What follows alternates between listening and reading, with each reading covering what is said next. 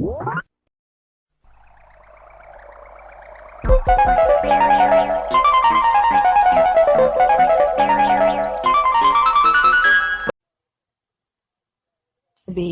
Gloria Barron. May I see that you have quite a list today? This is our problem. And one thing I wanted to bring up, I see that you have MPC on your list, heading your list. They called late last week and wanted to get in touch with you, and what came of that call? Well, the program director asked me if I'd come and speak to the group at noon at college about my research. And I said, of course, I'd be glad to. But I suggested that we meet for 2 hours and instead of one, because I can't begin to discuss things with the students in 1 hour. So if you have a 1 o'clock class, maybe there'll be publicity at school, maybe they can arrange to cut the class, Gloria. And we sort of want everyone to bring their lunch, and we'll sit down on the grass and we'll talk. And bring your questions, bring your pencil and paper, and take notes. I'm not going to try to talk you into a bill of goods that there was a conspiracy in this country. I keep saying this to the new listeners who join us each week. I'm going to try to show you how to read the newspaper and relate it to the past assassinations, backed up with documents and information. But most of all, we'll take each day's paper like we do on this show, or what happened during this week, and relate it to the past. And I want to discuss it with the students in a serious manner. Another point, Gloria, that I think is important is that the faculty attend. They have enough time. This is 1 week now before we meet. And I'm asking the program director to try and get the teachers from the history, the political science, sociology, to attend at least 1 hour. You see, the faculty over there is avoiding me. And a long time ago when I was doing my research, somebody told me that Mr. Fabrizio was interested in the assassination, and the young liberals thought, oh, wow, he cares. And I said he couldn't care very much, because living on the peninsula is one of the top researchers out of a handful in the entire world, and he has never called my phone to say, would you share some of your information with me that I could pass on to the students? It's that lack of following through, the lack of sincerity, the hypocrisy that we're going to talk about at the school. We're going to have a free university rap session out on the grass, and we're going to separate the phonies and what makes them phony, or the serious scholar, or the person who recognizes that the young people want answers and truth. So that will be Wednesday, a week from when this program is going to be on, and it'll be November 10th. Yes, from 12 to 2. Another thing I would like very much to appreciate, Mr. Leach also teaches out there. He was not interested in my being there or talking to his classes either. I would appreciate any member of the peninsula who hears my voice to try and find somebody in the next 7 days on the peninsula who would defend the Warren Report, and we could sit and rap, not in a formal debate. Anybody from the Navy Postgraduate School, or from Fort Ord, an officer or a teacher at one of the high schools who teaches history. Certainly this is one of the most controversial books that has been written in our lifetime.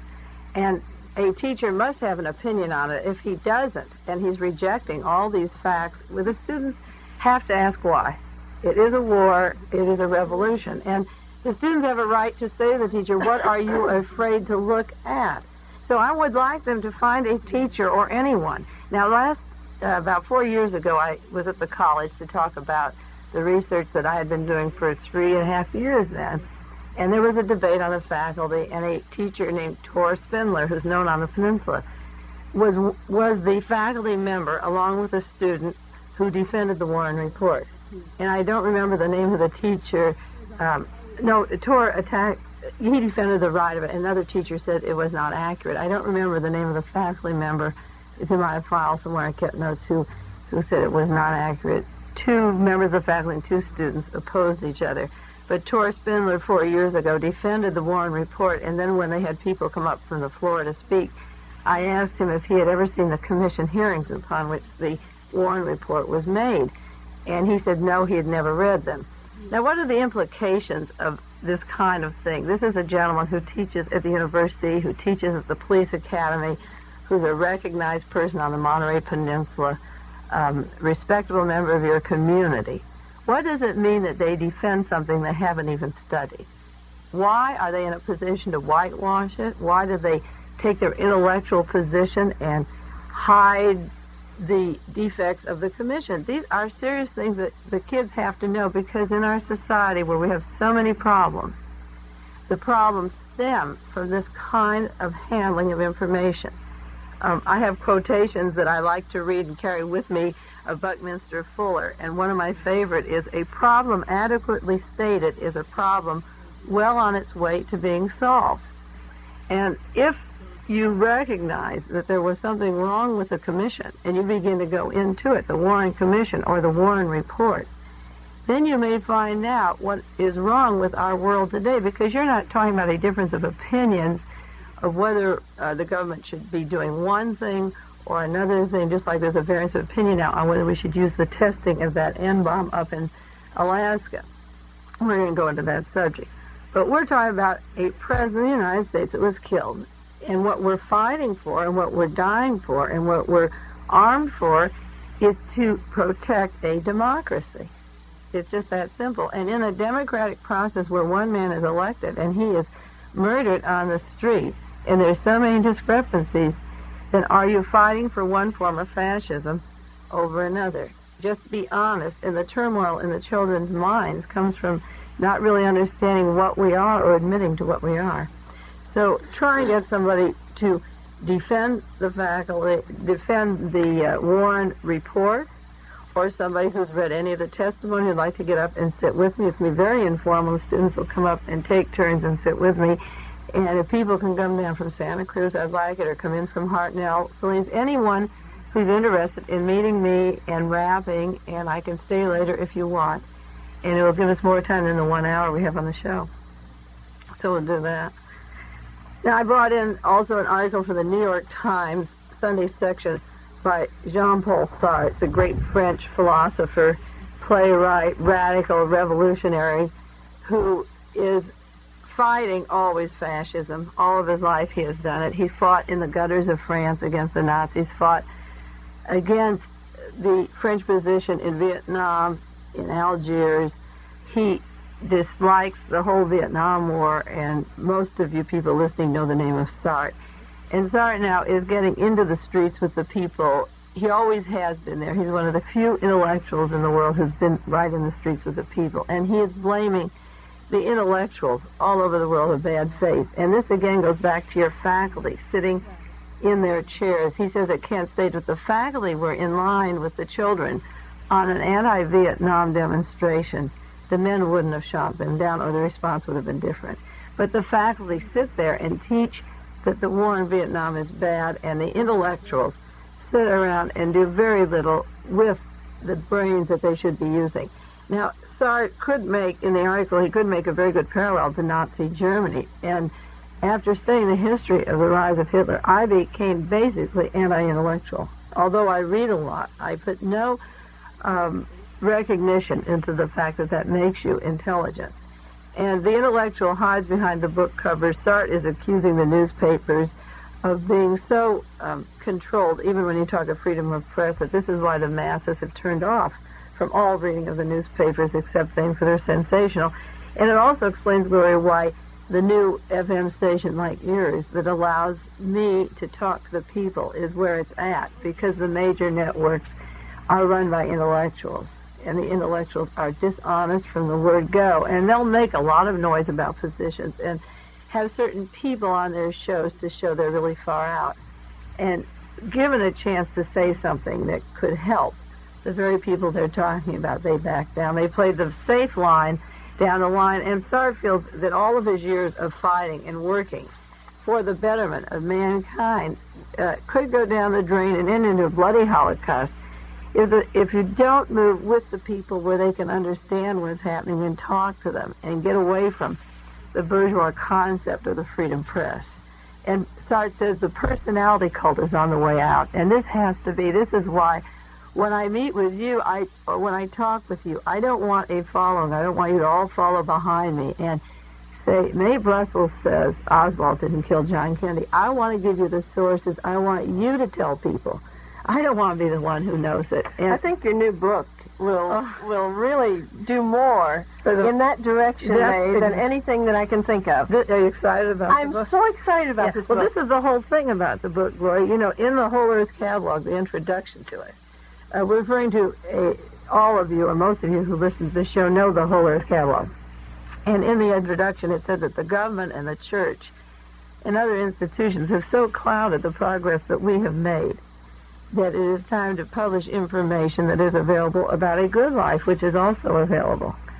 So, do you want to tell them about the book? Yes, you're going to publish. We're writing it now. The books, the pamphlets, the literature that is in my library. In your library and other libraries that maybe haven't been read. Yeah, I'm making a book. And the name of your book is The Whole Earth Conspiracy Catalog. Yeah. It has about 300 books. So everything, it will contain everything that you will need to know whatever you want to know about political assassination. Well, we'll put it another way. It won't be everything you need to know. What will be is my library as it exists today, the basis upon which I make my statements, like the 130 books on the John Kennedy murder, the books out now on the Sirhan Bobby Kennedy murder, the Martin Luther King murder, the international murders like Patrice Lumumba and Hammer's Shoulder, maybe Forrest Dole at home, and the possibly Whitney Young and the musicians, and all the accumulated literature and the cross-filing system of political conspiracies and assassinations in the United States today. It will be called the Whole Earth Conspiracy Catalog. It's too bad they can't see your library like I have seen. See them all together in one room. This is why when I say, when I want to write a book, what are you going to tell the people? They don't want words. I'm going to say, look, here are the books, here's the table of contents, just like they did in the Whole Earth. They say, well, here's this book. You can dig your well. You can make your bread. You can weave your dress and build your dome. And I'm going to say you can run your world, because power is in the hands of the people who have facts and knowledge. That's another one of my favorite quotations, and also Buckminster Fuller. I have one that says, intelligence should be recognized as a global resource. Thinking is consciously disciplined separation of the relevant feedback from irrelevant feedback.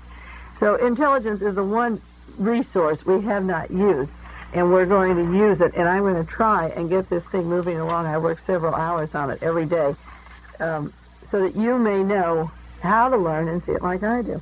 Well, we're going to roll along, and several of my friends, I talked to them last night, and I couldn't talk long on the phone because I wanted to get some things prepared for the show, and they said, what are you going to talk about? So I said, well, I think we'll talk about the sex life of the Kennedys, because let's take a little time out from the real, we're going to the really heavy and serious things, but don't think for a minute that the sex life of any particular person in power doesn't affect that power. It shouldn't be that way, but it is. Now, Jackie Kennedy this morning, through her secretary, has denied the articles that are coming out in London about the marriage contract. A man who worked with Aristotle Onassis for 10 years on his yacht is publishing articles about a contract that was drawn up 3 days before Jackie married Ari in 1968. And the conditions of the marriage contract were, what he claimed were that they would occupy separate bedrooms. It also included the fact that she would not get pregnant by him, that they would live in separate dwellings except during the summer months and the Catholic feasts. You see the image of the people. I'm going into images later with the Robert Kennedy story, but the image, the happy family, the Catholic feast and the summer holidays, they'd be together, and she would get $18 million if she divorced him. And if he leaves her for some other chick, he will give her $10 million for every year of the marriage, as long as it lasts. And he's committed to laying out other additional money while they have this thing going, like $10,000 a month for clothes, and $7,500 a month for cosmetics and hairdressing, and $6,000 for a bodyguard, and $625,000 for her pleasures and comforts and all the other things which he wants to give her. Of course, her secretary is denying it, but she does say this accounts for their separate apartments in New York and how they live separately during the year, and she can have her freedom wherever she wants it, but they'd be together in the summer. I went through my old articles of October in November 1968 involving Greece, because I watched the overthrow of Greece, as I've said before on other shows. when you're studying political assassinations and the overthrowing of nations or the military juntas that are related to each other, you have to follow them all very closely, and what you read may have no meaning, but it may have meaning.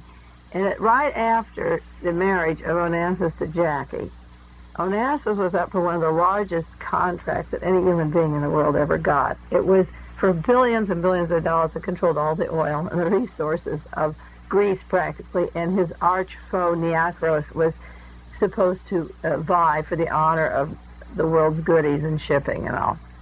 The Greek military junta had been in power for a year and a half, since April 67, and this was in the fall of 68 when Jackie married Ari. American government was very suspicious of, on the outer surface of Greece, it was a fascist country. Inwardly, we supported the overthrow, we financed it, we put the military in, the junta in power. But on the surface, we weren't supposed to be getting along very well.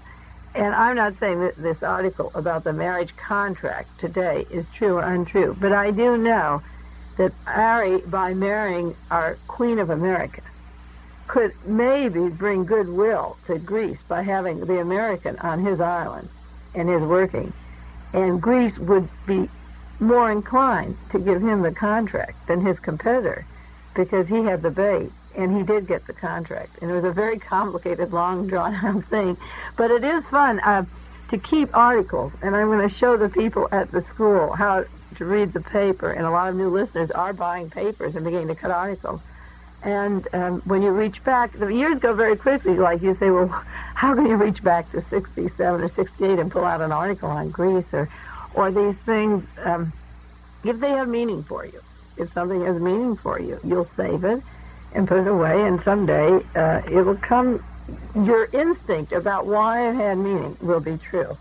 Now, there was another thing that I wanted to mention on the show. On our August 18th show, in answering Jack Anderson, he had an article about a 14-page document on Capitol Hill written by Dan Ridey, saying there was a conspiracy to kill the two Kennedys and Martin Luther King. And we spent, for those of you who have this old tape, you will enjoy listening back now because I'm going to bring that up to date. You can go back to your old tape where I answered the Jack Anderson denial of Mr. Ridey's research and offered to meet him anytime or any place and defend Dan Ridey, never having met him. The document that was in Capitol Hill said that the wealthy oil people, the FBI, the CIA, the Birch Society, and Dallas, wealthy people in the Dallas-Fort Worth area and members of the Nazi Party were involved in the killing of these men. So in defending Dan Ridey and sending a tape to Jack Anderson, I told everyone on the air to take a pencil and put a name at the very top of that list, above J. Edgar Hoover and above Richard Helms of the CIA, and it was a man from Army Intelligence. And I said, write Army Intelligence, this particular name, and then draw a pencil down to J. Edgar Hoover, and then take another pencil and draw over to the name Robert Kennedy, who was the Attorney General. And the reason I did that was that in 1962, when Robert Kennedy was the Attorney General, I felt that the Army Intelligence had information on Robert Kennedy to blackmail him, so that before his brother was killed, he would never be able to say who killed his brother. The assassination coup would never be successful without knowing that the Attorney General would not be able to investigate it, because he is over the FBI and over these other agencies. So on our broadcast of August the 18th, out of good taste, and a certain Padua, as Henry Miller uses the word Padua, I didn't mention that man's name, but now I can mention it because this week in the news, last Wednesday, when we were just through with this show, there was an article, a review of a new book by Earl Wilson called The Show Business Nobody Knows. Well, a lot of you people don't know it, but I know it because I read my newspapers. Here we go again. And Earl Wilson's contention is that the Mr. X in Marilyn Monroe's life was Robert Kennedy, that he saw Marilyn repeatedly the months before her death, and the last words that were spoken probably were spoken to Peter Lawford. Now, Mr. Wilson goes in to describe their relationship, how often they saw each other. She wore a wig and went with him frequently on the Kennedy planes to Palm Springs, Las Vegas, Lake Tahoe.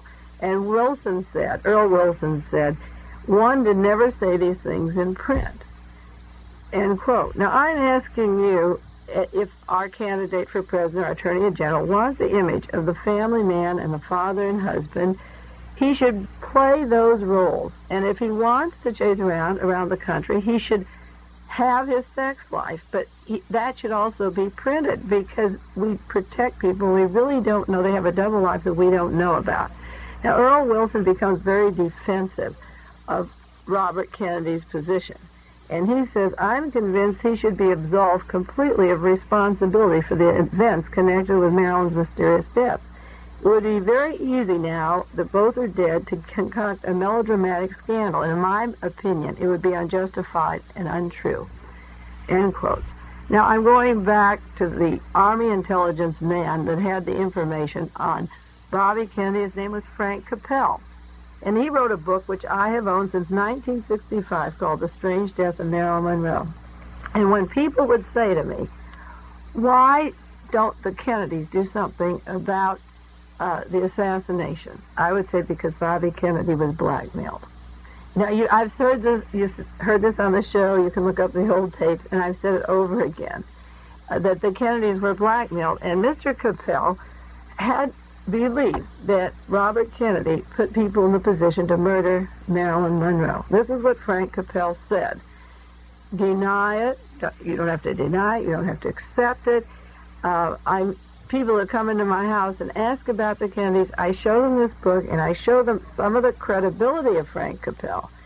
And I say that there was a heavy relationship going between these two people, and he was the one that Robert Kennedy was the one Marilyn Monroe was seeing constantly. And the circumstances of her death, I have the copies of her autopsy, and who worked for her, and where they went, and how they were hired, and who her doctors were. And the circumstances of her death are just as obnoxious as those of John Kennedy. Every bit as obnoxious. Now, Wilson is deciding there'd be no purpose to go into Marilyn's death. And I have information from a doctor in Massachusetts saying there'd be no purpose to do an autopsy in Mary Kopechne, that all you'd find out is that whether she was mutilated or hurt before the car went in the water, or whether she was pregnant. Now, these things do matter to the country. They absolutely matter who you're electing. You have to know what kind of people are going to run your country. You have to know what kind of condition their women are in. You have to know if they treat their wives this way, how would they treat you? I think you have an absolute right to know what they are doing. And if they want to do these kind of things, they shouldn't run for public office. They should step down and say, the office demands one kind of behavior, and I choose to lead my life another way. You can't have your cake and eat it too. Everybody ended up dead anyway, and the world is a much sorry place, because in order to effect a political assassination where you can kill a president and not let the attorney general in the country investigate it, everyone in the country suffers. We ended up with Lyndon Johnson and Nixon and a whole parade of deaths with our candidate Robert Kennedy, and they were entangled by blackmail. Now, Wilson, in this book, Earl Wilson, goes into the details of her death. And what he says, the excerpts that I've seen from the book so far, I haven't read it, and I'll buy it this week, they seem to connect with what Frank Capel was saying. Now, who is Frank Capel? Frank Capel is a man who worked with Army intelligence, and he's mentioned in the Warren Commission hearings in Volume 15, from pages 709 to 743. He's a civilian expert, a research worker. He works with the Investigating Commission on crimes and conspiracies. He was the man who, after Oswald was dead, came out with a long biography that Oswald was a traitor and gave codes to Russia and worked in guerrilla warfare and sabotage and terrorism. Frank Capel's information on Oswald was all wrong, and he did give the cover story that you people believe all over the world, they tried to make you believe, of Oswald the agent. The same Frank Capel who did the research on Robert Kennedy and got the doctor's bills, the autopsy records, who goes to such lengths to get the accuracy of Marilyn's death, is inaccurate on Oswald the agent, the same man. And this thread of people run through all these circumstances. He was an expert on communism in the United States. He worked for the the United States Army. He had very good sources in Army intelligence and worked with former FBI men. He has elaborate files and does extensive research work. He's a research consultant in the United States for people in high positions. His files go back over many years, and his current files include information he obtains from former intelligence officers and members of the FBI. Now, Frank Capel, the man who gives you the cover story on Lee Harvey Oswald that later they found out was totally untrue, had in 1962 begun an extensive document on who Marilyn was seeing. Evidently, you see, they were following, Bobby Kennedy had a lot of enemies. They were following him for a long time. And he was bucking up against General Walker and Hoffa and making enemies right and left. And with his extramarital relationships going, they followed him. And they could use it in case he wanted to be the president or to blackmail him into a position. So at the time that Marilyn Monroe died, they were following all these people, like her housekeeper, who was supposed to be a psychiatric nurse who came in as an interior decorator and did housekeeping. But there was never any food. She didn't cook or keep house or do anything. And the book is a very interesting book. I'll read you just a couple of pages from it.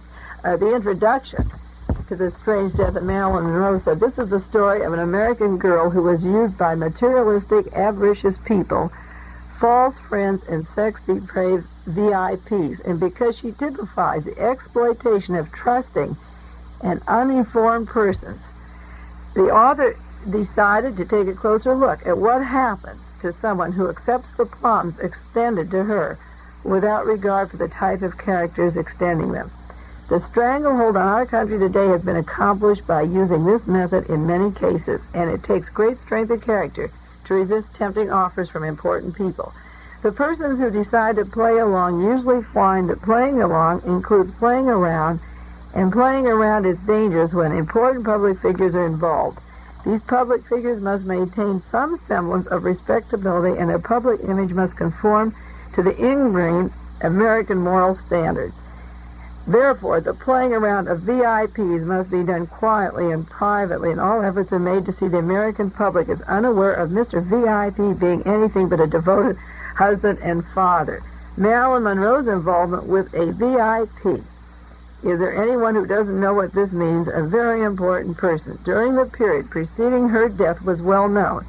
This important person was and is ambitious, ruthless, and will stop at nothing to attain his goal, which is to be President of the United States." This was written in 1965, and Bobby was going to get there. VIPs with important names assume that they are beyond criticism, and no one will dare mention their names. A martyred president whose whole career was built upon a public image very different from the real man has become the basis for deification of the whole family. Through one of the greatest and most expensive public relations jobs in all history, a sacred name has been created which no one may speak against. Now, he goes into the untimely death of Marilyn and her closest associates and her doctors and the autopsy paper. She died of an overdose of drugs, but no barbiturates were found in her stomach. We could read the whole book someday if enough of the audience are listed. I could read some of the things. I'm just running through it because it's so heavy. Part of the autopsy. Sounds very much like Jimi Hendrix's death and Janis Joplin's death. Well, also. yeah, and Mary Capeche. Yeah. But this one, the coroner signed, Mr. Noguchi, who did the same autopsy for Robert Kennedy a few years later, said the stomach is almost completely empty and no residue of the pills is noted and no refractal crystals and so forth. They put suicide with a question mark on the autopsy. And this is a copy of it, Gloria. And they questioned about the drugs and why she wasn't tested for certain drugs that could easily just put her to sleep. One drop or so would put her to sleep. No trace of barbiturates in the kidney, liver, stomach, urine, or anywhere else, the autopsy reads. We'll break right now, Mae. You're listening to Dialogue Assassination with Mae Brussell. This is KLRB Stereo FM, Carmel by the Sea.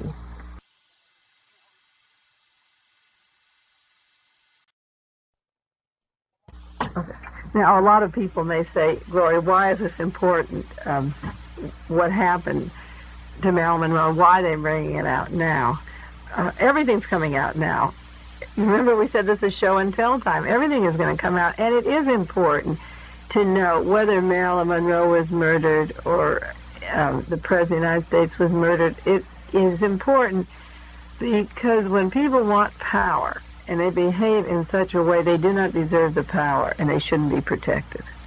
I don't care who you think about in terms of a good candidate. If they can't behave consistently, this is a revolution. It is a war, and we want to keep it from being as bloody a war as possible.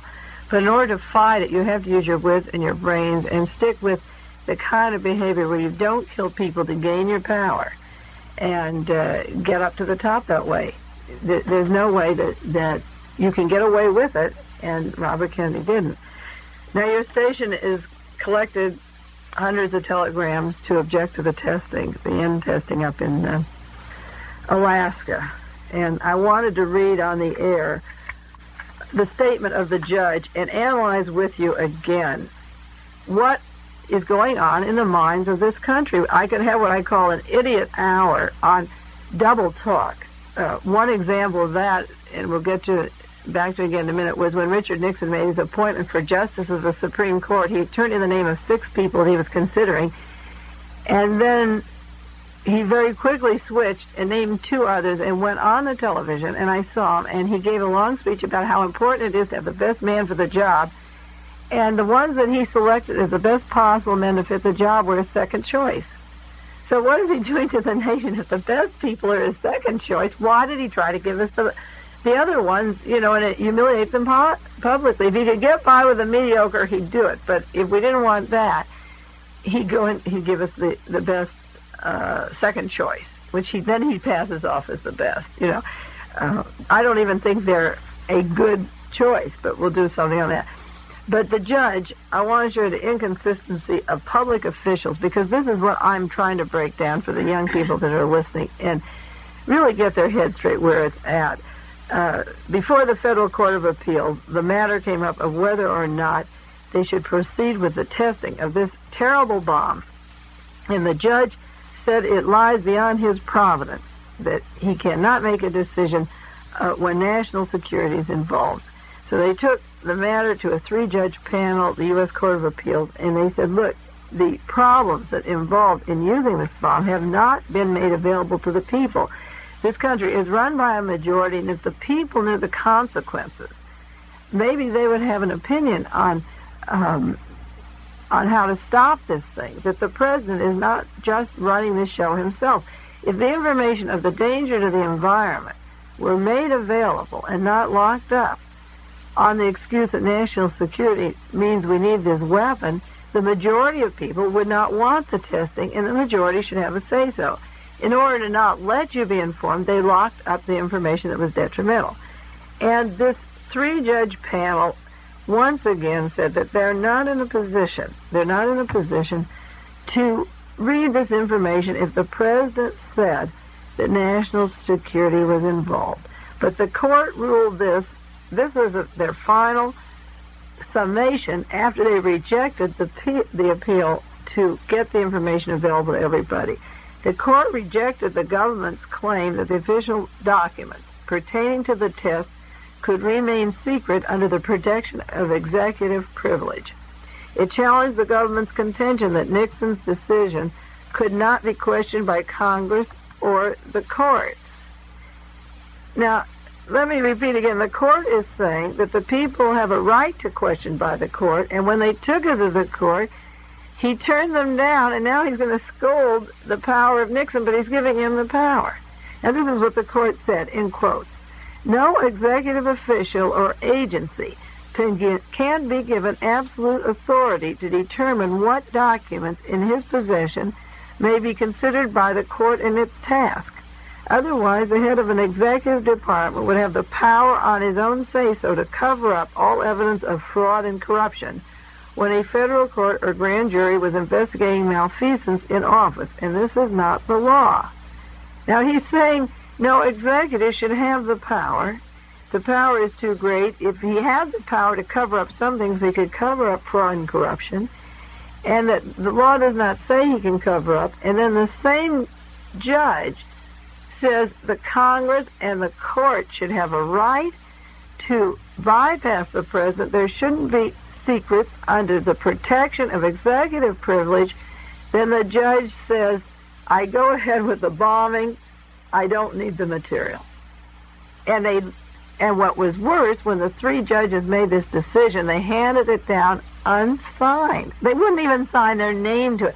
Now, this is where we'll have to get, I'm going to stop being, I'm going to be with the street people. I'm stop being intellectual. I never was.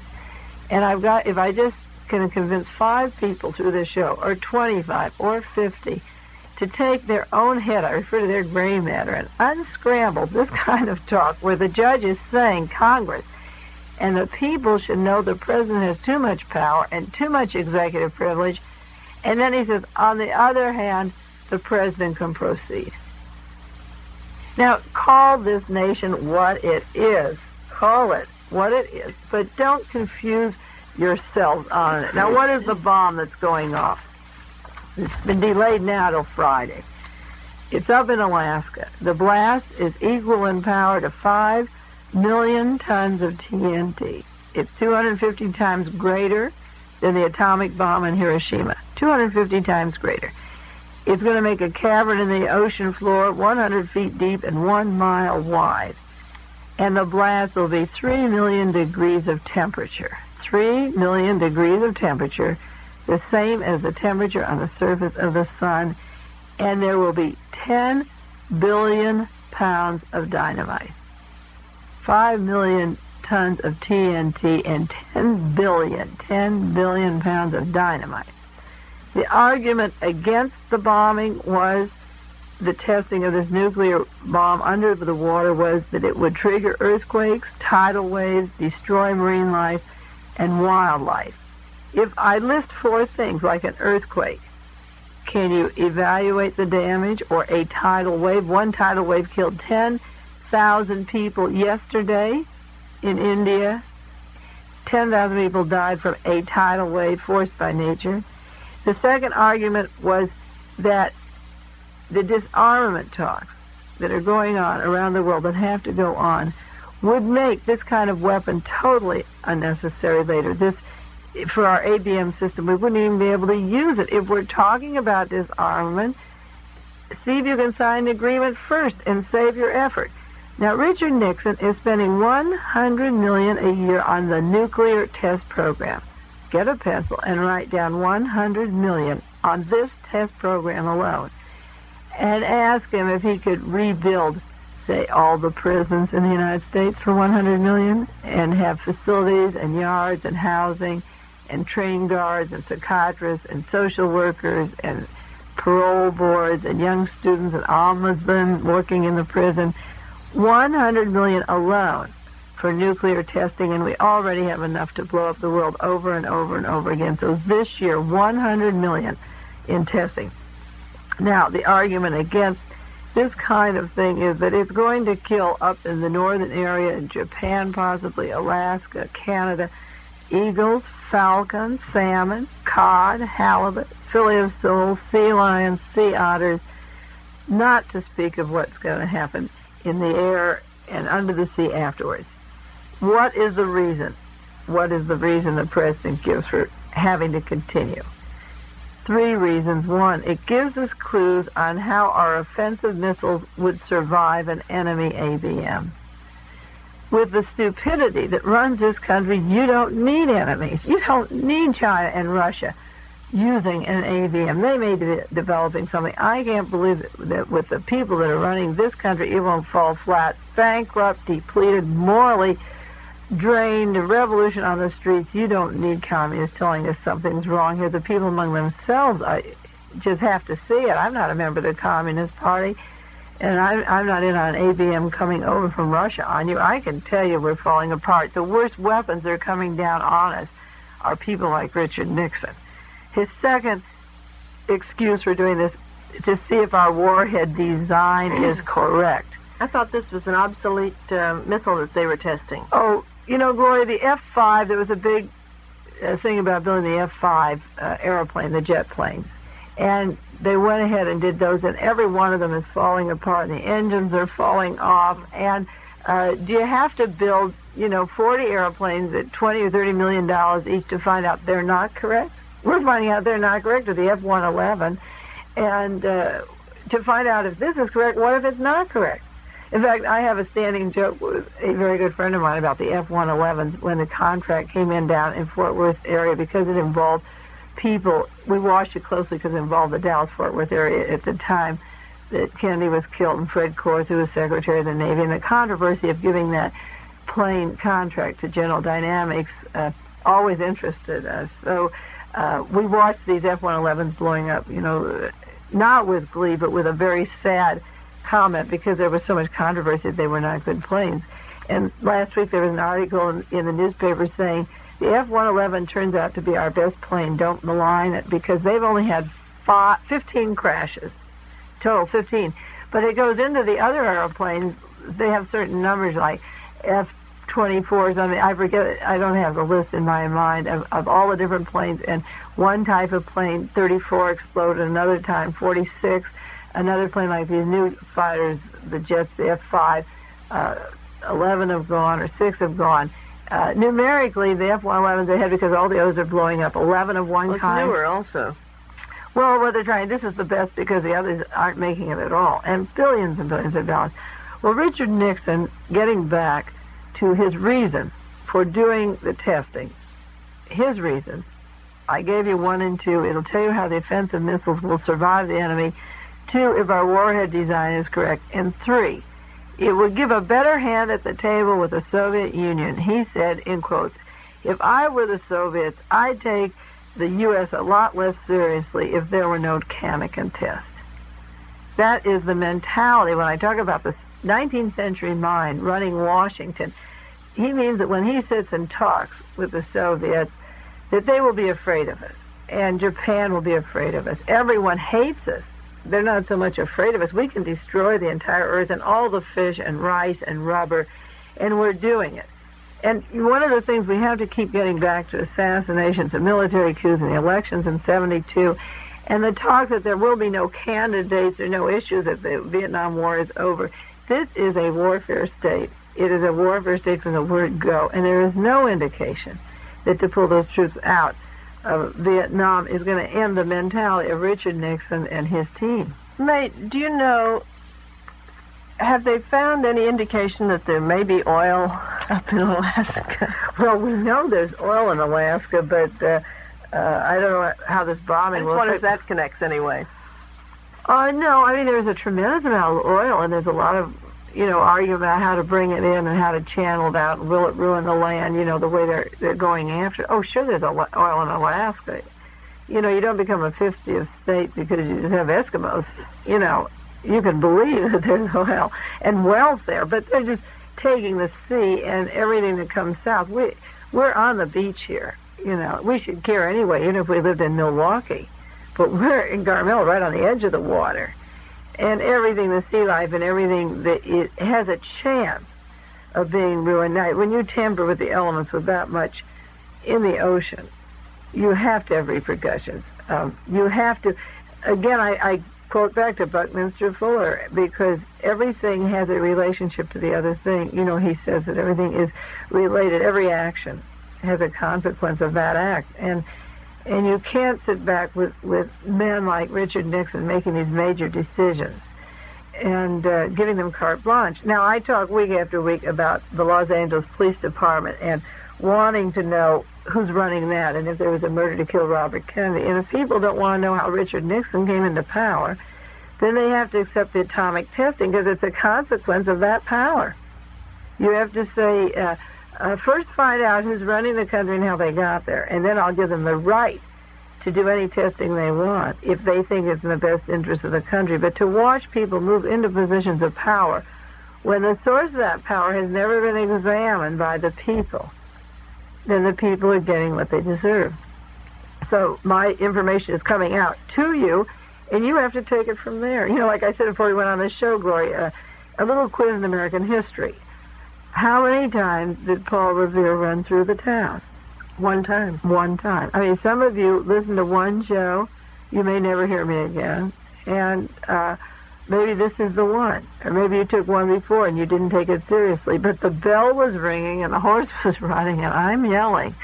And if you don't believe me, just remember someday, if you can't affect changes or if you think you can't, just remember that I heard it somewhere, and if you're sitting in a paddy wagon and there's a stick on your head or they're rounding you up because provocateurs have pretended that a crisis occurred, just remember a show you heard where Mae Brussell was telling you how these people got their power and how you didn't believe her and how you couldn't see any way to effect the changes. We'll rap about that on NBC and other shows. There are ways to effect changes, and keep writing to Washington. If just say, I hear this show, and why won't you examine her material? Write to your congressman. I haven't suggested that for a long time. People should be writing and saying if there were conspiracies, why do we talk about the next election? Let's solve the last one. Now, in Los Angeles this week, Lori, there was an article in the LA Times, a major scandal in the Hollywood Detective Division. Chief of Police Davis is investigating, I'm reading in quotes the article from the LA Times, Chief of Police Davis is investigating a major scandal that's been going on for 6 weeks. It is very complex. If the department finds criminal activities, it will take the matter to the district attorney. They revealed Wednesday that a Hollywood Detective Division was going into the audits of members of the Hollywood Police Department, and their files have been impounded, and it involves payoffs and the release of suspects that they arrest, and they accept money as payoffs and let the suspects go.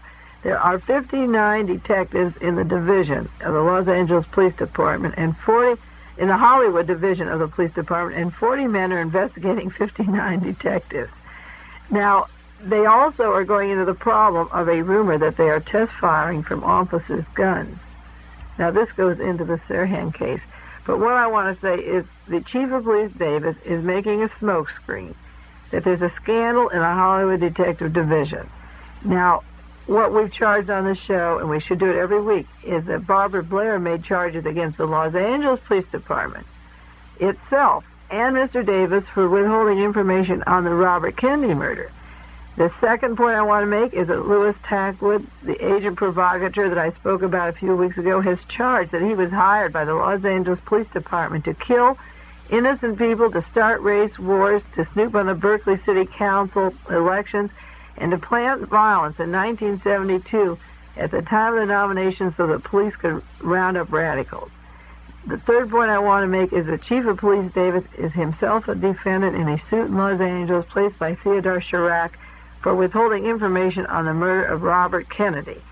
And in that suit, the name of the man who is allegedly the murderer of Robert Kennedy is specified. Now, the smokescreen that Chief of Police Davis is using is that we're going to investigate the Hollywood Detective Division. I'm waiting for somebody with an ounce of brains and intelligence to say who is going to investigate the Los Angeles Police Department. And the solution then did you find out what the Hollywood boys are doing when you find out what the real problems are in Los Angeles. This idiot, crazy world is all mixed up. This is why Jim Garrison said when you get into political assassinations and who runs the government or who is telling you the truth, it's an Alice in Wonderland trip. It's an LSD trip on your own. You don't have to take any sugar cubes at all. It is a ridiculous, mixed up thing where he is looking for one little branch for misconduct, and he isn't going where the real action is. One quick remark about the inauguration of Mr. Thieu down in Vietnam this week. It's appropriate that John Connally be there for the ceremony. There was a cartoon in the paper of Ronald Reagan with his arm around Thieu, and Spiro Agnew with his arm around Papa Dupuis, and these two little military men were just covered over by these great Americans, and they're standing on a globe of the earth, and over the globe it says the oppressed people. And our two monkeys were junking back and forth, with their great salutations and greetings from America. So who is more appropriate to inaugurate Mr. Thieu than our great Connally, John Connally, Secretary of the Treasury? But when John Connally went into Saigon, they had so much security that the place looked like an armed fortress, and there were Army troops with M16 rifles and bayonets up and down the street and over the rooftops overlooking the inauguration. And the news account said that they checked, the troops patrolled the rooftops, pried up the manholes, and stopped the motorists. Now, that's very appropriate that John Connally should have that protection, because he knows what the manhole did in front of the book depository in Dallas, Texas. I was in Dallas, and Penn Jones, the researcher and writer, lifted up the manhole to show me how, like the streets of Paris where the sewers connect, it goes right to the Lincoln Mercury building across the street where Nazis and fascists worked, and a gunman could shoot right to the ear of Kennedy and blow it off right from the manhole, and miss Connally completely. So it's interesting, when the President of the United States goes down the street, nobody ever looked into the manhole at all with all the people on the street, or was on a rooftop or in a building, or particularly when there was so much trouble in Dallas and he was warned over and again not to go. When they don't do that for John Kennedy, but when John Connally comes to Saigon, they look in the manholes and on the rooftops, because he already knows where the assassins stand, you see. He's been through this trip. So they give through the protection that he should have. At the inauguration, Mr. Key wasn't there, and Mr. Thu's opponent wasn't there, because he said it's just a rigged election that no one could accept. This is coming out of Vietnam, that the major opponent, the man who led the coup against Diem, Mr. Duong Van Minh, I don't know if I pronounced that right, said the occasion called for a political solution to the war and charged the current situation in the country as more dangerous than it was in 1963 when they had the coup against Diem. And Mr. Ming pulled out of the presidential race because Thieu had rigged the election. So he had a news conference with 50 of his league and these very gentle people who planned the military coup against Diem, and said someday they want a democratic government, but it's been virtually extinguished by Thieu's uncontested election. He said the election was a comedy and no one in his right mind could accept it. So Mr. Key wasn't there and Mr. Ming wasn't there, but John Connally was there. And that tells you where his head is at. If you can't put that all together, heaven help you. I can't spell it all for you. Now, one of the biggest pieces of hypocrisy, if we have time, I'll just say it very quickly, was Jack Anderson had an article about Representative Richard Poff in the paper this morning. Poff was supposed to be selected for a position on the Supreme Court by Richard Nixon. And after 2 or 3 days, when it was whispered his name was suggested, he withdrew because he said he didn't want his family to get involved in the kind of embarrassment that investigation on his background would call for. Well, Jack Anderson has an article this morning that Richard Poff's one ambition in life, that he confided, I'd rather be on the Supreme Court than President of the United States. And yet he turned it down. Why did he turn it down? I have an opinion that I've read in other papers that he didn't want an investigation on his life, and that several people are saying, well, what is there about Richard Poff that we should know? If he's still in a position of power in the government, why wouldn't we know the reason he turned it down now? He's still serving as a public servant. So Jack Anderson covers up the reason, any reasons for going into the background of Poff, who he calls the Howard Hughes of politics. Now that tells you where Poff is at. And what are his reasons? Number one, that Poff has an adopted son, and he didn't want the 12-year-old boy to know he was adopted. So if he was nominated for the Supreme Court, then an investigation may show he's adopted. Well, that has to be just so much phony baloney, because here Jack Anderson's writing an article to the whole nation, the kid's adopted, so the man may as well be on the Supreme Court anyway. And then it says Poff went to a psychiatrist who said they'd rather wait till Tommy was 17 or 18. I hardly believe that a psychiatrist today doesn't tell everybody to say your child is adopted. That tells you where Mr. Poff's head is at, too, another 19th century mind, because they practically tell the child when it comes home. The other reason for not accepting his investigation or the job on the Supreme Court is, in quotes, his wife was going to have minor surgery. Now, what has that got to do? This isn't a cover-up. And the third reason was that their daughter, Becky, was about to have a child, and she may have complications aggravated by the publicity of her father. Now, just sit back once again and call this a sensitivity training in modern news or opening up your awareness. A man who has said many times his one ambition would be a justice on the Supreme Court turns down even the nomination. His name isn't nominated because Number one, his son will find out he's adopted, which the whole world knows now. Number two, his wife is going to have minor surgery. And three, his daughter's pregnant. And in the same article, he refers to him as the Howard Hughes of politics. So if you want to accept that as truth, that's another little factor. You can accept it. I don't. And you can go on from there. The last show, Gloria, we talked about the committee to investigate J. Edgar Hoover. Did you save some of those articles this week? Yes. Did you see the copy of the letter J. Edgar Hoover sent defending himself? Yes, I did. It's the first time that the FBI has been put under scrutiny after all these years. And J. Edgar Hoover is 76. And I told you I was feeling a little sorry for him last week. Well, that's your prerogative. Yeah. Well, I was saying a little far. At the hearings at Princeton, where the committee of 50 people were listening to victims of J. Edgar Hoover, one young fellow got up to say that he was hired by the FBI to plant bombs, to get a person to plant bombs under a bridge, and then the bomb would kill the unsuspecting man who planted the explosive. I'll read the quotes. Two FBI informants, one of whom said he committed numerous felonious crimes with the knowledge and consent of the FBI agents in Seattle, Washington area. One of the crimes included planning a bombing designed to kill the unsuspected man who planted the explosive. End quote. Why wouldn't Lee Harvey Oswald be killed after he said he was innocent and lived 2 days? If you can kill the man that you hired to plant a bomb to make it look like the radicals did it, and kill the man so he can never talk, why wouldn't you kill the decoy in the John Kennedy when he becomes a patsy? Then he can't talk either. You see, I know this happened, but now I'm showing you the way the informants are testifying before 50 people at Princeton University.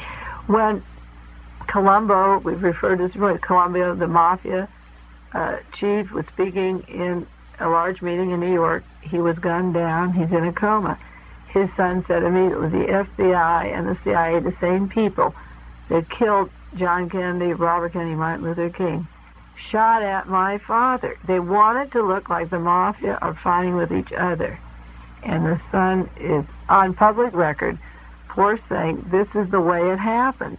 But the men who are doing the shooting are talking now.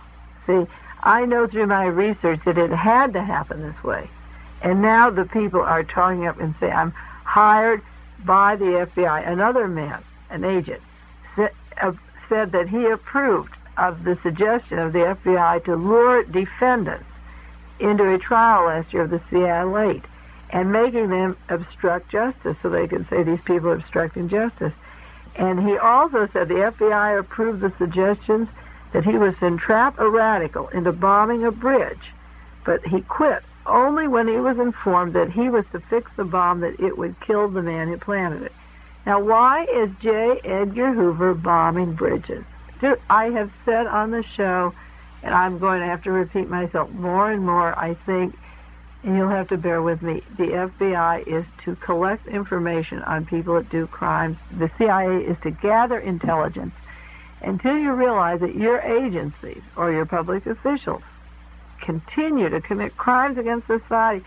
Who goes to work on that bridge? People can't get across. Maybe there's no boats. Maybe it has to be rebuilt. People lose money. Jobs are held up.